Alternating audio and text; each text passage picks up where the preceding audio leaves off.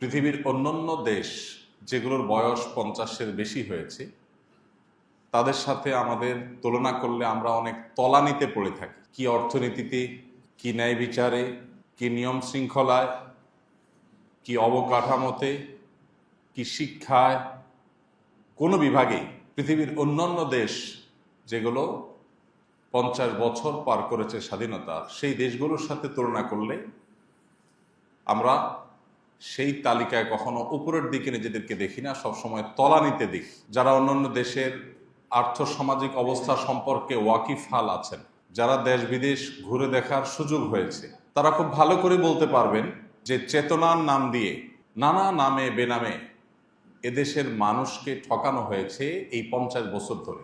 সাধারণ মানুষকে অন্ধকারের মধ্যে রেখে কিছু মানুষ যখন যারা সুযোগ পেয়েছে তখন তারা আঙ্গুল ফুলে কলা গাছ হয়ে গেছে। আর দেশ যেমন ছিল অনেকটা তেমনই আছে।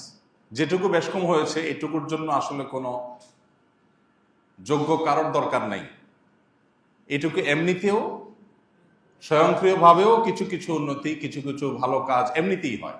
50 বছর ধরে একটা মানুষ যদি পৃথিবীতে বেঁচে থাকে, কিছু যোগ্যতা তার এমনিতেই, কোনো পড়ালেখারও দরকার, কোনো ডিগ্রি নেওয়া ছাড়া 50 বছর শুধুমাত্র এই মাটিতে পৃথিবীতে বিচরণ করলেও মানুষের কিছু দক্ষতা, কিছু যোগ্যতা, কিছু অভিজ্ঞতা এমনিতেই অর্জন হয়।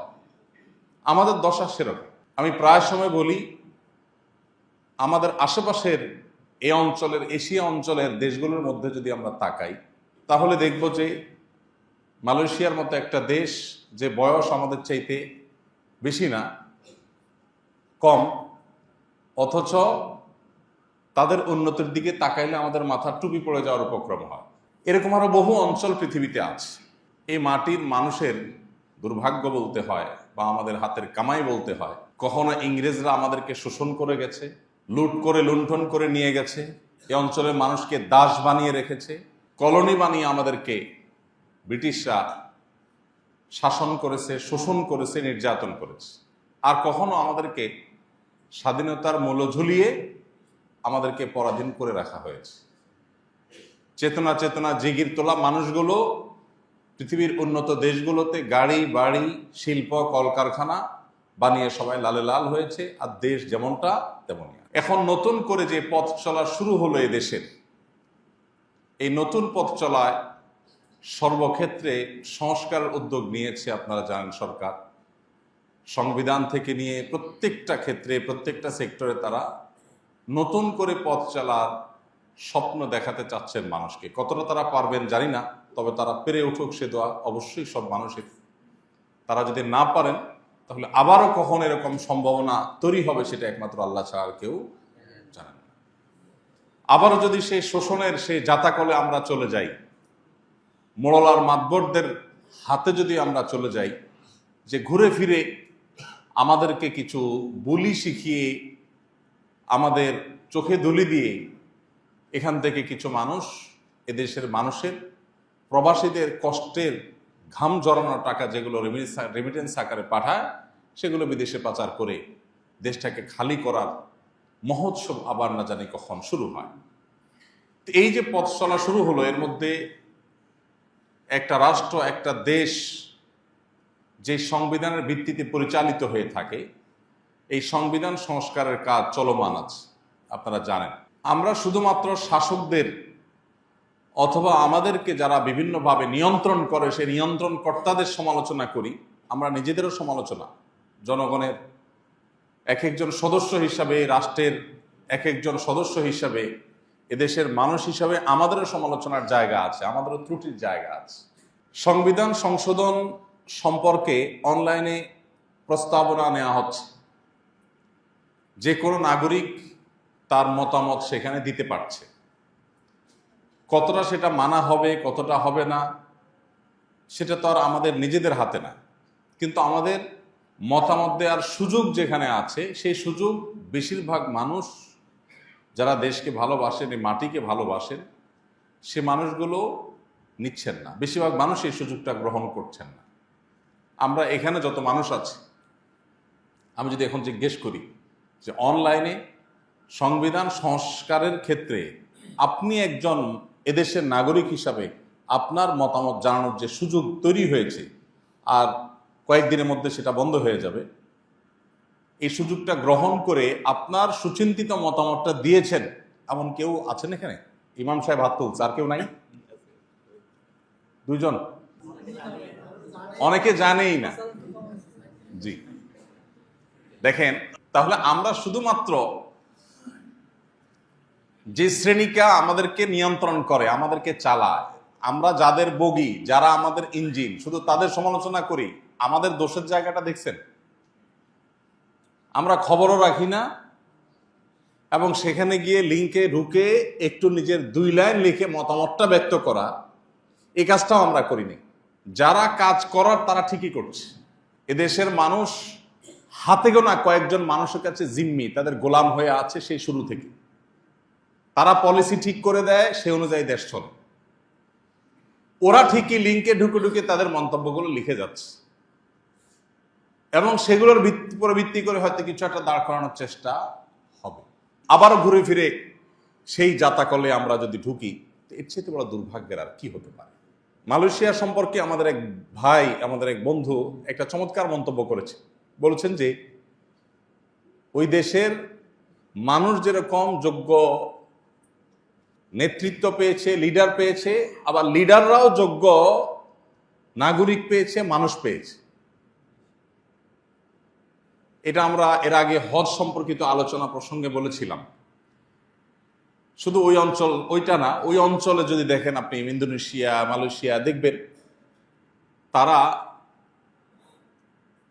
নেতা হিসাবে, নেতারা যেরকম তাদের পারফরমেন্সকে সেভাবে করার চেষ্টা করেন, নাগরিকরা অনুসারী হিসাবে, দেশের সাধারণ নাগরিক হিসাবে, মানুষ হিসাবে তারাও দায়িত্বশীল আচরণ করেন। এই উভয় প্রচেষ্টার মধ্য দিয়ে কিন্তু তারা এগিয়েছে। আমাদের নাগরিক হিসাবে যে আমাদের কমন দায়িত্বগুলো আছে, সেগুলো আমরা বেশিরভাগ ক্ষেত্রে পালন করতে চাই না। রাস্তাঘাট নষ্ট করা থেকে নিয়ে, আইন শৃঙ্খলা ভঙ্গ করা থেকে নিয়ে, ডিসিপ্লিন ধ্বংস করা থেকে নিয়ে, যা খুশিতা করা থেকে নিয়ে, সুযোগের অভাবে আমরা অনেকেই সৎ।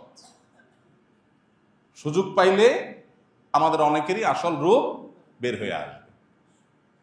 অমুক সরকারি কর্মকর্তা অত টাকা বানাইছে, অমুকে দুর্নীতি করছে, অমুক মামুখালু করেছে। আমাদের অনেককে যদি ওই চেয়ারে বসায় দেওয়া হয়, তাহলে দেখা যাবে যে আমরা কতটা সৎ। তো আমাদের উচিত হলো এই নতুন সময়ে তওবা করা, এবং নিজেদের উচিত হলো মেরুদণ্ডটাকে সোজা করা। আমাদেরকে নিয়ে বিদেশিরা যে খেলে, এই খেলাটা বোঝার জন্য এখন আর পণ্ডিত হওয়ার প্রয়োজন নাই। একটু বিবেক বুদ্ধি খরচ করলে দেখা যাবে, বোঝা যাবে, আঁচ করা যাবে, উপলব্ধি করা যাবে, অনুমান করা যাবে যে কিভাবে আমাদেরকে নিয়ে বিদেশিরা খেলে। কিছু লোন দেয় আর কিছু শর্ত দেয়, যে শর্তের সাথে লোনের কোনো সম্পর্ক নেই। এই সমাজকে তাদের মতো করে কলোনি বানিয়ে রাখার জন্য যা যা দরকার সেগুলো তারা ব্যবস্থা করে। কারণ আমরা দুর্বল। আমরা যদি আজ শক্তিশালী থাকতাম, তাহলে সেক্ষেত্রে তারা এই সুযোগটা পেত না। এই যে সংবিধান সংস্কারের কাজ চলছে এবং রাষ্ট্র সংস্কার, প্রত্যেকটা সেক্টর সংস্কারের কাজ চলছে, এই সংস্কার কতটা সফল হবে সেটা সময় বলে দিবে, আল্লাহ ভালো জানেন। চেষ্টা তারা করছে, কিন্তু মানুষ হিসাবে আমাদের চেষ্টা করার যে মিনিমাম দায়িত্বটুকু, সেটুকু আদায় করা দরকার। মানব ইতিহাসের প্রথম লিখিত সংবিধান তৈরি করেছেন মুহাম্মদ সাল্লাল্লাহু আলাইহি সাল্লাম। তার আগে কোন রাষ্ট্রনায়ক তার রাষ্ট্র পরিচালনার সংবিধান, লিখিত সংবিধান, সেই রাষ্ট্রের ভিন্ন মতাবলম্বী যারা আছে তাদের কনসার্ন নিয়েও তারপরে লিখিত সংবিধান তৈরি মুহাম্মদ সাল্লাল্লাহু আলাইহি সাল্লাম আগে পৃথিবীতে কোন রাষ্ট্রনায়ক করেছে বলে কেউ বলতে পারবে না। সেই সংবিধানের নাম হলো ঐতিহাসিক মদিনা সনদ। নবী করিম সাল্লাল্লাহু আলাইহি সাল্লাম যখন মদিনা রাষ্ট্রে ইনসাফ, ন্যায় বিচার, অর্থনৈতিক মুক্তি এগুলো প্রতিষ্ঠা করবার উদ্যোগ নিয়েছেন, তখন সেখানে বসবাসরত ইহুদিদেরও নিরাপত্তা ওই সংবিধানে নিশ্চিত করেছে। যদিও সেই ইহুদিরা বিশ্বাসঘাতকতা করেছে সেই মদিনা রাষ্ট্রের সাথে, এবং তার পরিণতিও তারা ভোগ করেছে, তারা বিতাড়িত হয়েছে মদিনা থেকে। কিন্তু তার আগ পর্যন্ত মুহাম্মদ সাল্লাল্লাহু আলাইহি সাল্লাম সেই অন্য ধর্মাবলম্বী, ভিন্ন মতাবলম্বী তাদেরও নিরাপত্তাকে নিশ্চিত করে, তাদের অধিকারকে নিশ্চিত করে তারপর সে ঐতিহাসিক মদিনা সনদ লিখেছেন।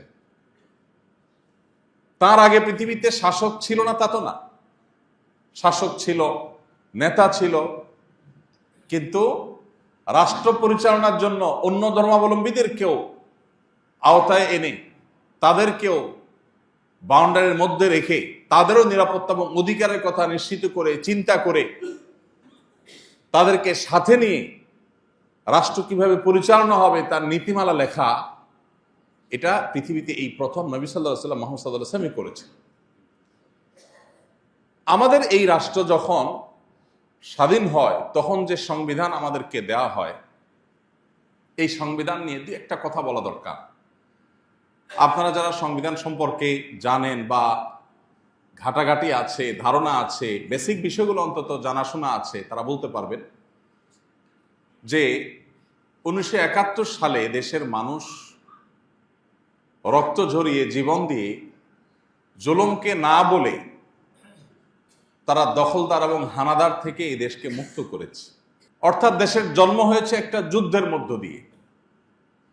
জন্মের পর রাষ্ট্র কিভাবে পরিচালনা হবে সেই সংবিধান যখন লেখা হয়েছে, সেই সংবিধানে ওই মুক্তিযোদ্ধারা যারা যুদ্ধ করে দেশকে স্বাধীন করেছেন, সেই মুক্তিযোদ্ধাদের চেতনা, তাদের বিশ্বাস, তাদের ভক্তি, তাদের ঈমান, তাদের সে উপলব্ধি, সে বিষয়গুলো সংবিধানে সেভাবে স্থান পায়নি, স্থান পেয়েছে উল্টাটা।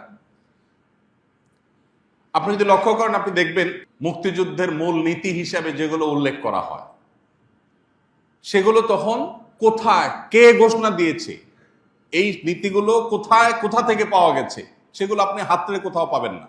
যে যুদ্ধ যারা করেছেন সে যুদ্ধের প্রায় সবাই, সকল মুক্তিযোদ্ধারা, তারা রাইফেল রেখে ফজরের নামাজ পড়ে আল্লাহর কাছে দোয়া করে চোখের পানি ফেলে জুলুমের বিরুদ্ধে নিজের মা বোন, দেশের ইজ্জত সম্ভ্রম এবং নিজেদের অস্তিত্বকে রক্ষা করবার জন্য, স্বাধীনতাকে পাওয়ার জন্য তারা আল্লাহর কাছে দোয়া করে তারপর লড়াইতে নেমেছে। সেই মানুষগুলোর এই যে আল্লাহর প্রতি বিশ্বাস, সে আল্লাহ শব্দটা পর্যন্ত সে সংবিধানে স্থান পায়নি। 7 মার্চের যে রেসকোর্সের ভাষণে সর্বশেষ বাক্য ছিল আল্লাহ, দেশকে স্বাধীন করে ছাড়বো আমরা ইনশাআল্লাহ। ইনশাআল্লাহ মানে কি? যদি আল্লাহ চান। আল্লাহ কি চেয়েছেন না চান নাই? চেয়েছেন। আল্লাহ চাইলে আমরা স্বাধীন হতে পারবো, না হলে আমরা পারবো না। এটা ছিল যখন রেসকোর্সের ভাষণের সবচেয়ে গুরুত্বপূর্ণ অংশগুলোর একটি। যখন স্বাধীন হয়ে গেল তখন সংবিধানে আর আল্লাহ শব্দটা শুরু থেকে শেষ পর্যন্ত আর কোথাও নেই। কিভাবে আমাদের চেতনাগুলো হাইজ্যাক করা হয়েছে, কিভাবে আমাদের বিশ্বাসগুলোর সাথে ভণ্ডামি করা হয়েছে, প্রতারণা করা হয়েছে, ঠকানো হয়েছে, সেটা আপনি প্রতিটা পাতায় পাতায়, লাইনে লাইনে ধরতে পারবেন। এটা বোঝার জন্য পণ্ডিত হওয়ার দরকার হবে না, চোখ কান খুললে আপনি দেখতে পাবেন। যে স্বাধীনতা অর্জনের আগে বলা হয়েছে আল্লাহ চাইলে হবে, না হলে হবে না, স্বাধীনতা হওয়ার পর আর আল্লাহর নামই নাই। এই মুক্তিযুদ্ধে সকল মানুষ সামিল হয়েছে, ঠিক আছে, কিন্তু সেখানে সাধারণ মুক্তিযোদ্ধাদের যে সমস্ত ছবি আপনারা এখনো অনলাইনে পুরাতন ছবি পাবেন, সেই ছবিগুলোকে একটু বিবেকের চোখ দিয়ে যদি পড়ার চেষ্টা করেন, দেখবেন এরা কেউ সেকুলার ছিল না, এরা ধার্মিক ছিল। ওই ছবিগুলোকে যদি আপনি বিবেকের চোখ দিয়ে একটু পড়ার চেষ্টা করেন, আপনি দেখবেন তারা সবাই প্রচন্ড রকমের ধর্মবিশ্বাসী মানুষ ছিলেন। ধর্মবিশ্বাসী মানুষদের রক্তের উপরে যদি কোনো রাষ্ট্র তৈরি হয়, সেই রাষ্ট্রের সংবিধানে ধর্মবিশ্বাসকে ছুঁড়ে ফেলে দেওয়া হবে। এর চেয়ে বড় বেঈমানি আর কি হতে পারে? আপনি তখনকার স্বাধীনতাকামী মানুষদের বিরুদ্ধে দাঁড়ানো যে রাজাকারদের ছবিগুলো এখনো পাওয়া যায়, সেগুলোকে একটু বিবেকের চোখ দিয়ে পড়ার চেষ্টা করেন, দেখবেন একটারও মুখে দাড়ি নাই, ধর্মের কোনো নামগন্ধ তাদের শরীরে নাই। কিন্তু সেই রাজাকারের চরিত্রে দাঁড় করানো হয় এখন সাদা শুভ্র দাড়ি বিশিষ্ট ধার্মিক মানুষগুলোকে। মুক্তিযুদ্ধকে দাঁড় করানো হয় ইসলামের বিরুদ্ধে, আর মুক্তিযুদ্ধের বিরোধীদের ওখানে দাঁড় করানো হয় ইসলামকে এবং মুসলমানদেরকে, অথচ ঘটেছে তার উল্টা। তো এইভাবে আমাদেরকে প্রতারিত করা হয়েছে, এভাবে আমাদেরকে ঠকানো হয়েছে। আমি একটা কথা প্রায় বলি, 50 বছর ধরে একটা জিগির আমাদেরকে শোনানো হয়েছে, তা হলো রাষ্ট্র থেকে ধর্মকে আলাদা করে ফেলা।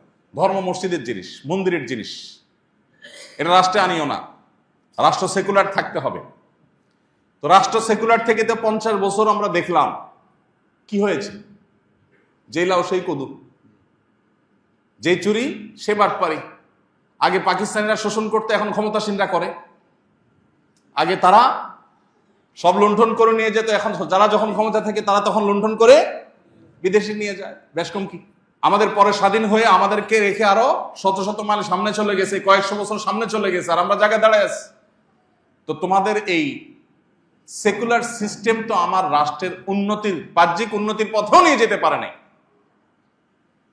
এদেশের মানুষের মধ্যে যে ধর্মীয় সম্প্রীতি আছে, আমি প্রায় সময় বলি, পৃথিবীর কোন অঞ্চলের মানুষের এই দুঃসাহস থাকা উচিত না যে বাংলাদেশের মানুষকে ধর্মীয় সম্প্রীতি শিখাইতে আসবে। এই সাহস কারোর থাকা উচিত না। আপনি পৃথিবীর পূর্বে এবং পশ্চিমে, উত্তরে, দক্ষিণে যেদিকে যান, দেখবেন মুখে সংখ্যালঘু জিকির করা মানুষরা কিভাবে সংখ্যালঘুদেরকে উকুলের মতো টিপে টিপে মারে। পশ্চিমারা দেখবেন সংখ্যালঘু জিকির শোনায় আমাদেরকে। ওদের ওখানে মুসলমানরা কেমন আছে একটু খোলা খোঁজ খবর নিয়ে দেখেন, ওই দেশে থাকা মুসলমানদের থেকে খবর নেন যে তোমরা কেমন আছো, মসজিদে আজান দিতে পারো কিনা, মন চাইলে একটা মসজিদ খুলতে পারো কিনা। অথচ আমার এদেশে খ্রিস্টানরা তাদের ধর্ম পালন করছে, হিন্দুরা তাদের ধর্ম পালন করছে, মুসলমানরা পারলে তাদের সম্প্রীতি দিচ্ছে, পারলে পাহারাদারি করছে তাদের মন্দির যাতে হামলা শিকার না হয়। এটা সেই দেশ। এদেশের মানুষকে এই সেকুলারিজম গিলায়া, ওই ট্যাবলেট খাওয়াইয়া আমাদেরকে মানুষ বানানোর প্রয়োজন না। আমরা আগে থেকে মানুষ আছি আলহামদুলিল্লাহ। বরং সংখ্যাগরিষ্ঠ মানুষ এদেশের ধর্মপ্রাণ, হিন্দুরাও ধর্মপ্রাণ, মুসলমানরা ধর্মপ্রাণ, হিন্দুরা তাদের ধর্মে, মুসলমানরা তাদের ধর্মে ধর্মপ্রাণ। অতএব রাষ্ট্র পরিচালনার যে মূল সংবিধান, সে সংবিধানে যদি ধর্ম বিশ্বাসের প্রতি শ্রদ্ধাবোধ থাকতো, তাহলে এদেশের ধর্মপ্রাণ মানুষদেরকে রাষ্ট্র অন করত, তারা রাষ্ট্রকে অন করত এবং রাষ্ট্র অনেক বেশি এগিয়ে যেতে পারত। 24-এর এই পরিবর্তনের পেছনেও আপনারা জানেন যে এদেশের ধর্মপ্রাণ মানুষদের কি পরিমাণ অবদান আছে। সেই আবু সাইদের ফেসবুক ওয়ালে যদি আপনি যান, আপনি তার লাইনে লাইনে দেখতে পাবেন কতটা ধর্মপ্রাণ সে ছিল। এভাবে একটা একটা করে আপনি যদি দেখেন, অগণিত মাদ্রাসার ছাত্ররা এখনো তাদের চোখ নাই, হাত নাই, পাও নাই, তারা হসপিটালের বেডে কাতরাচ্ছে। আমি পত্রিকার কোনো পাতায় দেখিনি তাদের অবদানকে শ্রদ্ধার সাথে উল্লেখ করতে, কিন্তু হসপিটালের বেডে বেডে গিয়ে আমি নিজের চোখে দেখেছি তাদের কষ্টগুলো। আপনি এখনো গেলে অনেক জায়গায় দেখতে পাবেন। সে 71-এ যা হয়েছে, এখনো যেন আবারও সেটা না হয়, আবারও যেন আমাদের চেতনাকে যেন হাইজ্যাক করা না হয়, এই জন্য আমাদেরকে একটু সজাগ থাকতে হবে। এই নতুন বাংলাদেশ গড়ার যে সংকল্প বা স্বপ্ন দেখছে তরুণরা, আমরা তাদের জন্য দোয়া করি, আল্লাহ তাদের সেই স্বপ্নকে বাস্তবায়ন করার তৌফিক দান করুন। শোষণের হাত থেকে আল্লাহ আমাদের প্রিয় মাতৃভূমিকে মুক্ত করুন। আমাদেরকে যেন কোনো ক্ষমতাসীন শক্তিরা যেন শোষণ না করে। আমরা যেন এমন কিছু নেতা পাই, এমন কিছু মানুষ পাই, তারা কারা হবে আমরা জানি না। আল্লাহ যাদেরকে দিয়ে এদেশের মানুষের নসিবে ভালো কিছু দিবেন, আল্লাহ তাআলা তাদেরকে আমাদের জন্য উপযুক্ত হিসেবে কবুল করে নিন। আমরা জানি না কারা কোত্থেকে আসবে, কিন্তু এই তরুণরা স্বপ্ন দেখাচ্ছে যে আর নয়, জুলুম বহুত হয়েছে।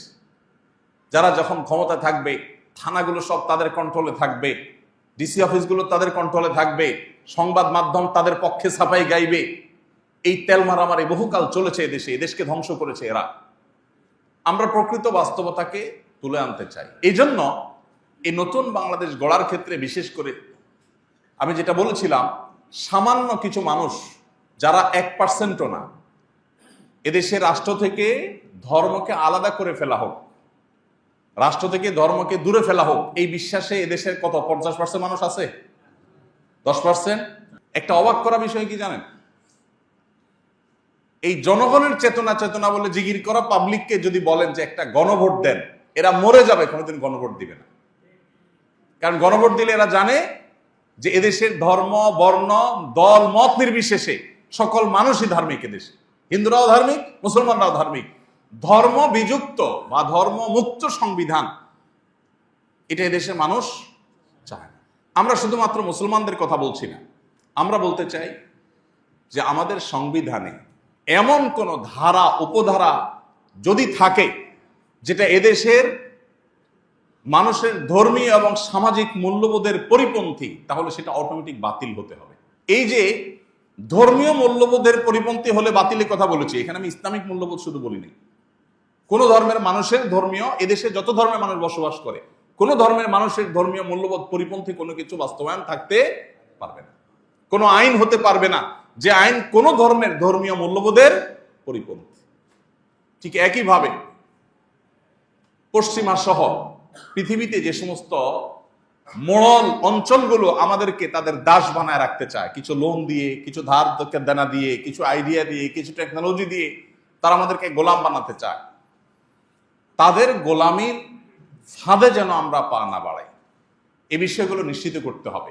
সংবিধানটাকে সেভাবে তৈরি করতে হবে এবং এটার জন্য সুনির্দিষ্ট প্রস্তাবনা ইতোমধ্যে অনেকেই দিয়েছেন। আলহামদুলিল্লাহ, আমাকেও তারা, আমি তাদের প্রতি কৃতজ্ঞ যে আমাকেও তারা নক করেছেন যে জাতীয় সংসদে উপস্থিত হয়ে সেখানে সংবিধান সংশোধন বিষয়ক কমিটিতে থেকে, মিটিংয়ে থেকে আমার প্রস্তাবনা দিতে বলা হয়েছে। আমি দেশে বাইরে ছিলাম, আমি লিখিত প্রস্তাবনা দিয়ে আমার প্রতিনিধি হিসাবে মুফতি আব্দুল্লাহ মাসুম ভাইকে পাঠিয়েছি।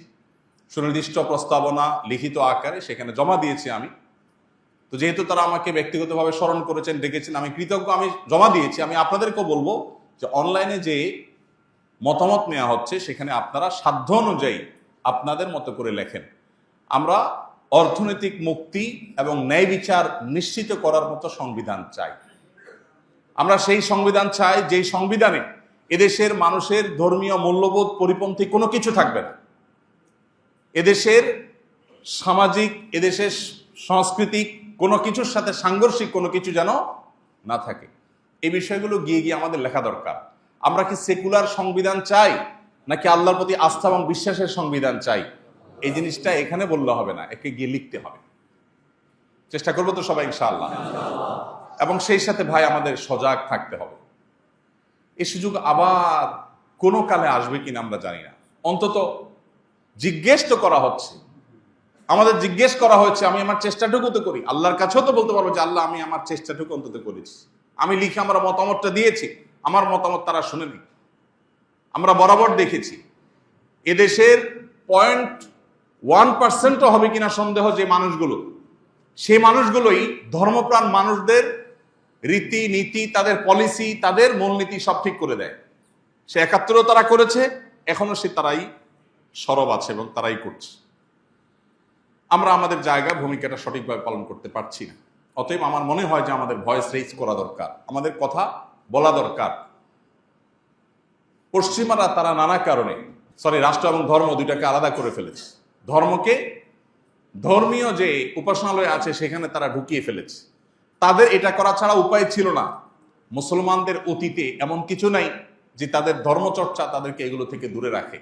আপনি স্পেনে মুসলমানদের ইতিহাস যদি পড়েন, আপনি দেখবেন যে স্পেন থেকে মুসলমানদের শাসন আমলে ইমাম কুরতুবী, কর্ডোবা থেকে ইমাম কুরতুবীর মতো মানুষের জন্ম হয়েছে, ইমাম রাগেব ইস্পাহানির মতো স্পেনে জন্ম হয়েছে।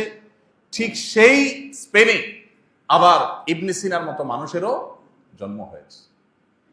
মেডিকেল সায়েন্সের প্রাণপুরুষের জন্ম যেরকম হয়েছে, গণিত বিজ্ঞানের যেরকম প্রাণপুরুষের জন্ম হয়েছে, তাফসীর শাস্ত্রের প্রাণপুরুষেরও জন্ম হয়েছে।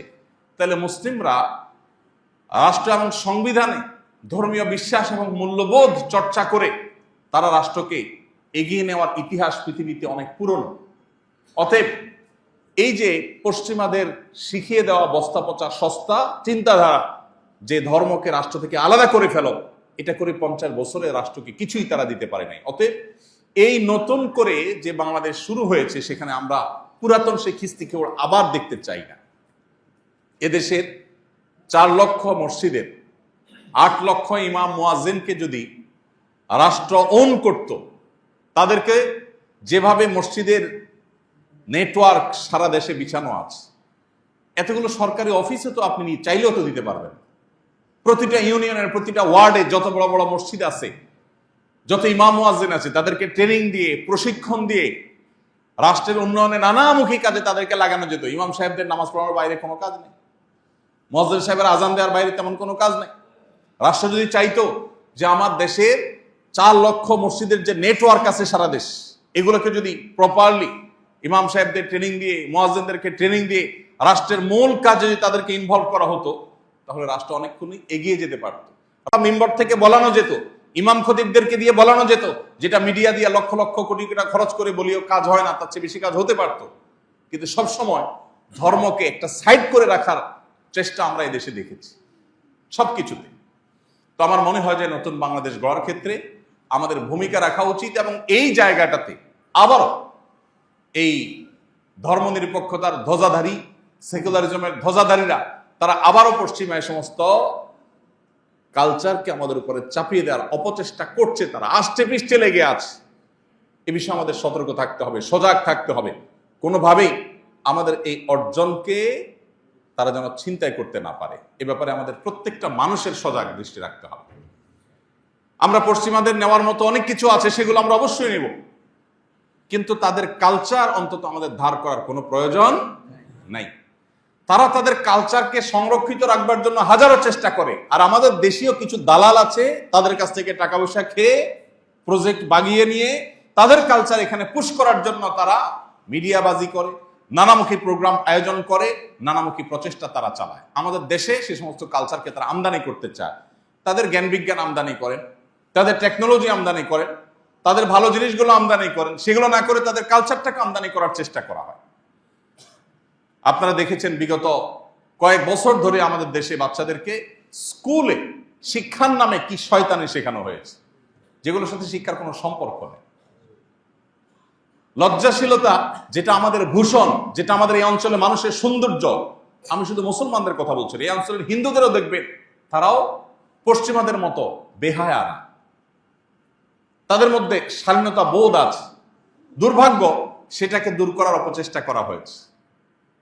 বৈবাহিক বন্ধনের মধ্যে যে সামাজিক কমিটমেন্ট থাকে, বিবাহ ছাড়া কোনো রিলেশন হলে ছেলে মেয়ের, নারী পুরুষের, সেখানে কোনো সামাজিক কমিটমেন্ট থাকে না। বৈবাহিক সম্পর্কের মধ্যে দুইটা পরিবারের মধ্যে বোঝাপড়া থাকে, সাক্ষী থাকে, কাজী থাকে, লিখিত থাকে। সমাজের দুইটা পরিবারের সাথে অনেক সময় দেখা যায় যে দুইটা গোষ্ঠীর সম্পর্ক হয়ে যায়, দুটো অঞ্চলের সম্পর্ক হয়ে যায়। এখানে কেউ কোনো প্রকার জুলুম করলে অনেকগুলো মানুষ সেখানে ইনভলভ হতে পারে, সেখানে ইন্টারফেয়ার করতে পারে, তাদেরকে ভুল পথ থেকে সরাবার চেষ্টা করতে পারে। এখানে চাইলেই কয়েকজন অন্যায় করতে পারেন, কিন্তু শুধুমাত্র ব্যক্তিগত পছন্দ অপছন্দের ভিত্তিতে যখন একটা রিলেশন হয়, সেখানে পারিবারিক কোনো বন্ধন না থাকে, বৈবাহিক বন্ধন না থাকে, অবৈধ রিলেশন যখন থাকে, হারাম রিলেশন যখন থাকে, সেখানে সামাজিক কমিটমেন্ট থাকে না। এই জন্য সেখানে প্রতারণা দেখবেন পদে পদে। সেখানে একজন আরেকজনকে প্রতারণা করা, ছেকা দেওয়া, টাইম পাস করা, তারপরে যা নানাবিধ যে অশান্তির পথ তৈরি হয়, সেগুলো দেখবেন আপনি আজ। তো আমাদের সমাজে বিবাহের মতো এত চমৎকার একটা সামাজিক বন্ধনের যে কালচার প্রতিষ্ঠিত আছে শত শত হাজার হাজার বছর ধরে, সেটা বাদ দিয়ে স্কুল কলেজে বই পুস্তকে কালচারে পশ্চিমাদের সংস্কৃতি ঢুকিয়ে বিবাহ বহির্ভূত সংস্কৃতিকে ডেভেলপ করার চেষ্টা যারা করছে, তারাই তাদের আদলে আবার সংবিধানকে নতুন করে তাদের মতো করে লেখার তারা অপচেষ্টায় লিপ্ত আছে। আমাদের চোখ কান খোলা রাখতে হবে, আর তা না হলে আফসোস করতে হবে আবারও যুগ যুগ ধরে। আল্লাহ রাব্বুল আলামিন আমাদের নসিবের জন্য ভালো কিছু হয় সেই তৌফিক দান করুন। আল্লাহ তাআলা আমাদেরকে চোখ কানগুলো খোলার তৌফিক দান করুন। আমাদের প্রত্যেকের দায়িত্বটাকে যথাযথভাবে পালন করার তৌফিক দান করুন। আমাদের কোনো অর্জন যেন আর কেউ হাইজ্যাক করতে না পারে, কেউ যেন ছিনতাই করতে না পারে, আমাদের উপরে যেন কেউ কোনো অপচিন্তা অপসংস্কৃতি যেন চাপিয়ে দিতে না পারে, সেই তৌফিক আল্লাহ তাআলা আমাদেরকে নসিব করুন। আমাদের এদেশের মানুষের অর্থনৈতিক মুক্তি, এদেশের মানুষের প্রকৃত স্বাধীনতা, এদেশের মানুষের প্রকৃত ন্যায় বিচার যেন প্রতিষ্ঠা হয়, আল্লাহ তাআলা আমাদের সবাইকে সেই তৌফিক দান করুন। আমরা পৃথিবীর উন্নত দেশগুলোর দাস হয়ে থাকতে চাই না, তাদের ঋণের নিচে আমরা চাপা পড়ে থাকতে চাই না। আমাদের এই দেশটাকে এগিয়ে নেওয়ার যে সম্ভাবনা আছে, পৃথিবীর অনেক দেশে সেটা নাই। আমি মিডিল ইস্টে 10টি বছর থেকেছি, আমি দেখেছি। পৃথিবীর অন্যান্য জায়গায় যেখানে গিয়েছি আমি দেখেছি, আমাদের সাবকন্টিনেন্টের অন্য যে কোনো দেশি মানুষের চাইতে বাংলাদেশি শ্রমিকদের কদর পৃথিবীর সব দেশের তুলনামূলক বেশি। কারণ বাংলাদেশের মানুষ একটু কাজের সুযোগ পেলে নিজেকে উজাড় করে দিতে চায়, তারা পরিশ্রম করতে চায়। মিডিল ইস্টে আপনি যদি যান, দেখবেন আমাদের প্রবাসী বাংলাদেশি ভাইয়েরা 8 ঘন্টার জায়গায় পারলে 16 ঘন্টা তারা চাকরি করে। কিভাবে দেশে 10টা রিয়াল বেশি পাঠাবে, 10টা দিরহাম বেশি পাঠাবে, তার জন্য তারা পাগলের মতো ছটফট করতে থাকে। এবং তাদের প্রচেষ্টার কারণে আপনি দেখবেন যে সমস্ত অঞ্চলে মধ্যপ্রাচ্যের প্রবাসীরা বেশি আসে, ওই সমস্ত অঞ্চলগুলোতে দেখবেন যে এখন আর কাঁচা ঘর বাড়ি নাই, সব দালান হয়ে গেছে। এগুলো সবগুলো প্রবাসীদের অবদান। বাজারে ঘাটে যে দৃশ্যমান উন্নতি দেখবেন, সব প্রবাসীদের অবদান।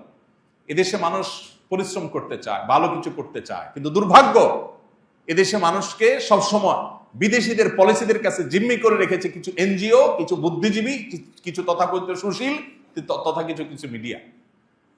এরা আমাদেরকে দাস বানিয়ে রেখেছে। তারাই আমাদের সংবিধান, তারা আমাদের পলিসি সবকিছুকে সবসময় নিয়ন্ত্রণ করে। এবার যেন আর করতে না পারে, আমাদের চোখ কানটা খোলা রাখতে হবে। সবার চেষ্টা করবো তো ইনশাআল্লাহ। আর কিছু না পারে একটু চোখের পানি ফেলে আল্লাহর কাছে একটু দোয়া করব যে আল্লাহ, আমাদের নসিবে আপনি ভালো কিছু দেন, আমাদেরকে আপনি মুক্তি দেন।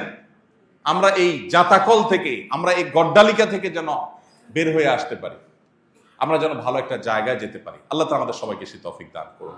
জাযাকুমুল্লাহ খাইরা ওয়া আখিরু দাওয়ানা আলহামদুলিল্লাহি রাব্বিল আলামিন। আস-সুন্নাহ ফাউন্ডেশন, উম্মার স্বার্থে সুন্নাহর সাথে।